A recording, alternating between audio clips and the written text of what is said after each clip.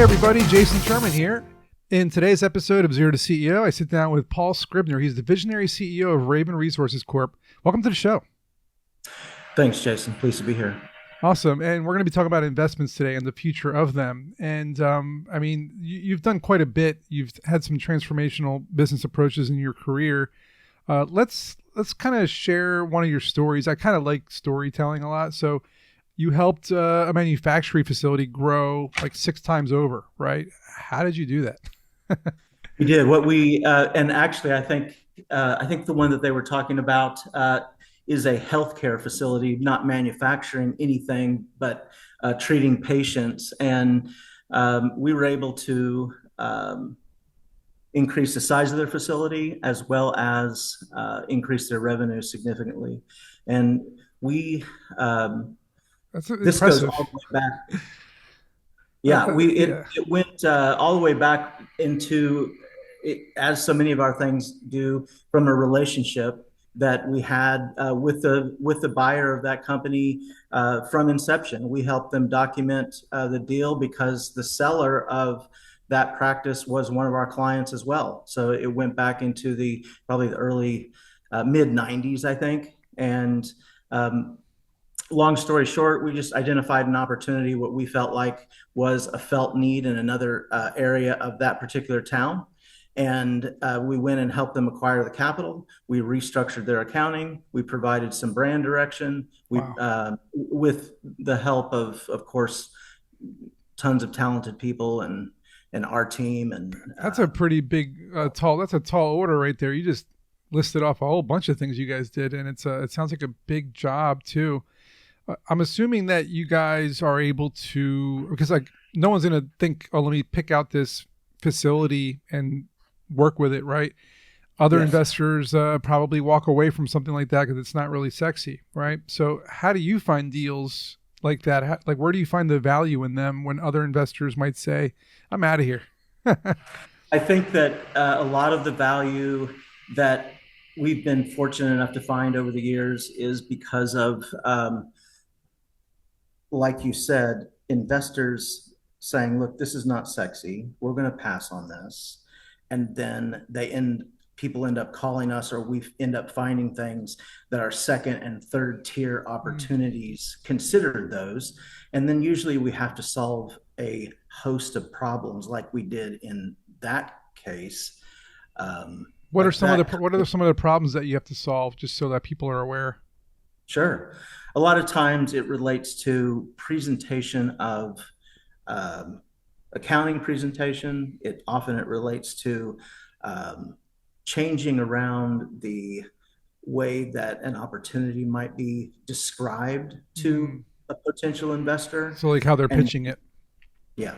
Yeah, that's a common issue with either startups or companies, is they have a great product, but they don't know how to sell it properly, right? Or they have to figure out how to cater it to specific investors, right? Is that something that you help out with, like how to kind of cater? Because there's different markets, different investors, different kind of, ideas out there, and they have to figure out, how do I cater it to this investor versus that investor?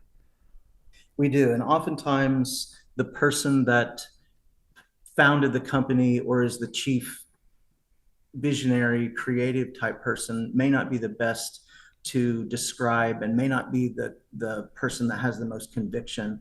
And it's always great to have other people talk about why what you did is great. So sometimes it relates to convincing the founder or the second person that has the longevity there.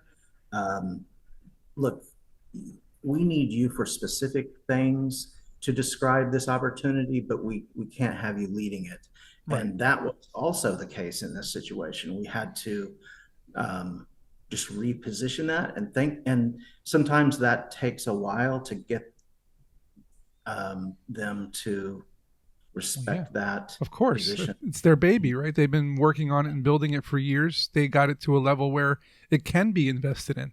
So they feel very kind of attached to it. It makes a lot of sense. I saw something in the notes that it kind of made me chuckle a little bit, but at the same time, it makes sense because, you seem like a really personable guy. But why do people call you the most integrity-filled man in the business? I'm curious about that. Uh, I saw that too, and I thought, oh, I hope I can live up to that. And I That's think that that's, when you, that's what I thought too. I'm it, like, this guy must be pretty incredible. It sounds like almost like a secret weapon, right? Having that in your back pocket, because not everybody has integrity, right? I think that, and why we're trying to lead with that at Raven is it not, and plus not everyone and not every culture looks at it the same way.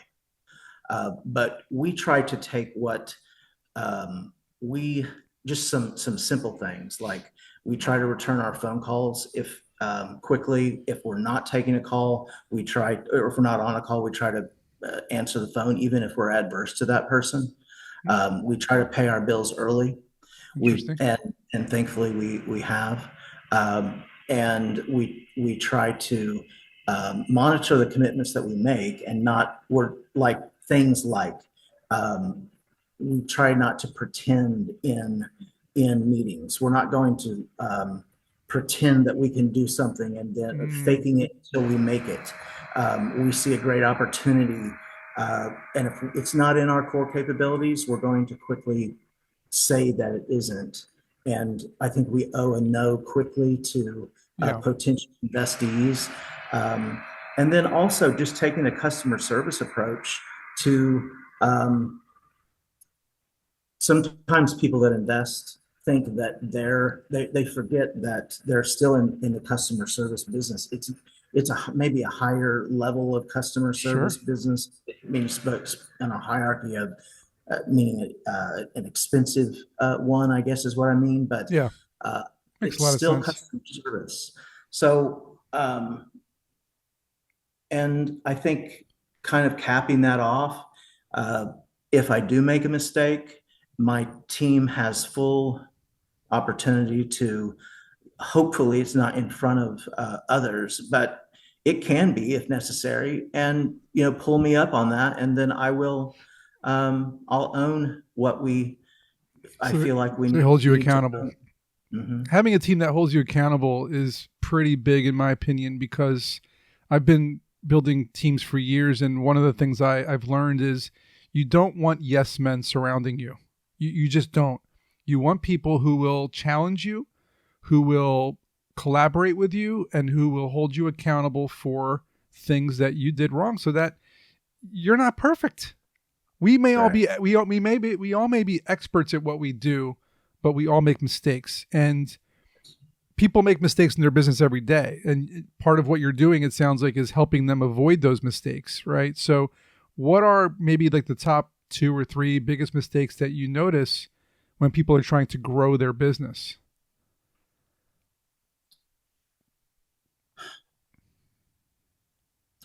I would say kind of underestimating the opportunity, Hmm. and then um, They not, might not see the bigger picture. yeah. And in startups, we have to do what we have to do to get stuff done. So to uh, I think also the accounting side of it, the financial presentation of it, is something that we always end up, when looking at smaller companies, having to fix. So Mm, just kind of being short-sighted on that, commingling personal things and business, and then you really have to spend a lot of time doing what's called add backs when you're trying to buy a company. yeah. We're adding back in the Disneyland trip, and 5 dependent cell phones and stuff like that. And look, Guys, keep your expenses separate. Like, keep separate bank accounts, keep separate spreadsheets. I mean, that's what I do in my businesses is you keep everything separate. It's just the easiest thing you can do. It sounds like that's one of the biggest problems. And, you know, refine your pitch decks. Look through your documentation. Use AI if you have to help you fine tune yeah, things. That's why it's there, right? And you have a 3-step framework that you use for identifying opportunities that other investors miss, right? And competitors might be just analyzing spreadsheets or whatever Mhm. information. What's your framework to identify these other opportunities? We try to, we have something that at Raven that we're starting to call the Raven Way. And, a lot of the things that we're talking about today, Jason and I, thankful to be here, are still being refined. Mm. Uh, and we try to make decisions quickly. We try to get to an answer, as I was saying, no or yes, quickly. We try to um, So, have so it sounds like vision. you try to get there quick, right? So it's the speed to the answer is one of the frameworks, right? It And is, yeah, is one of the parts of our framework. and then And, you were saying vision was the next one. yeah, then what vision does if we're buying a company, what vision do they have that we can carry on, and are we Mm. contributory to that? And then can we execute? That'd be the third piece of it. And when we commit, our side must be able to close, or otherwise we're not going to be committing, because people down the line across from you, your counterparts, are making decisions based upon your yes or no. Yeah. So And the second framework, vision, I think that's probably the most important one in my opinion, because most service companies, not to offend anybody here, and I might be wrong, but I feel as though they don't necessarily care about the vision of the business they're working with. They just care about that speed and execution, right? They care about getting the job, getting the client, and then executing on whatever it is they're doing. But caring about the vision, to me, is a huge green flag for your business, because yes. now you're saying, well, hold on a second. No, no, no. Not only do we care about your vision, but we want to be a part of your vision and help you grow that vision. That's super important. And I think that needs to be noted here. And it sounds like that's maybe how you approach things differently, right? It's what it sounds like to me. And so let's say that other people out there want to potentially use some of the investment choices that you make, that they sound super smart. What's your advice for someone who wants to potentially follow in your footsteps? I I have tried a number. Like we've had traders on our team. Um, uh, we have economists on our team now. At the end of the day, it and you in some ways hate to reduce it down to these simple things, but in life, in Hey, life and investing, it often is very simple. keep it Do I simple, know this stupid. business? Do I know this business? Do I have a We don't invest on feeling, so I'm going to use another word, but do I have a peaceful sense about this particular investment? And if I don't, why? And then can that be resolved to the point where then when I do I, and then the third part of it would be, do I have the capital to sustain this investment Mm, over a long period of time? And can I accept volatility in this investment yeah, and a decrease in value? So I would cap it out with those three things on that question. makes a lot of sense. I like that. And if you had to tell people, what Raven Speed is, what it does, how it can help people make better decisions faster, what would you say to them? Yeah, I would say that, and I'm not suggesting that everything in business has the same level of relative importance, Yeah, but if you, our basic rule is, if you can do it today, do it today. carpe And diem, right? yeah, so don't procrastinate the creation of the spreadsheet that you Mm, really don't want to do.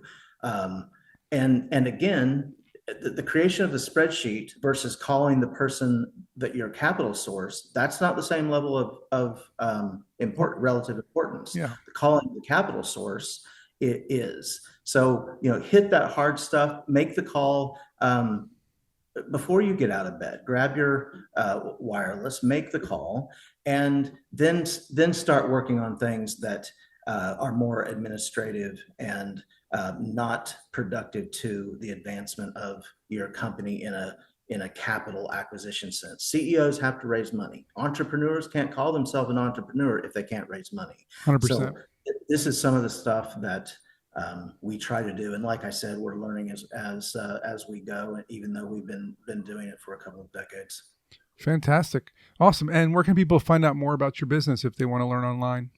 Absolutely. RVN.rs, like Raven Resources, RVN.rs. Nice. Simple. Guys, check out RVN.rs if you want to talk to everybody at Raven Resources Corp and Paul. And thanks again for coming. Hope you guys enjoyed the episode and learned something. And we'll see you in the next one.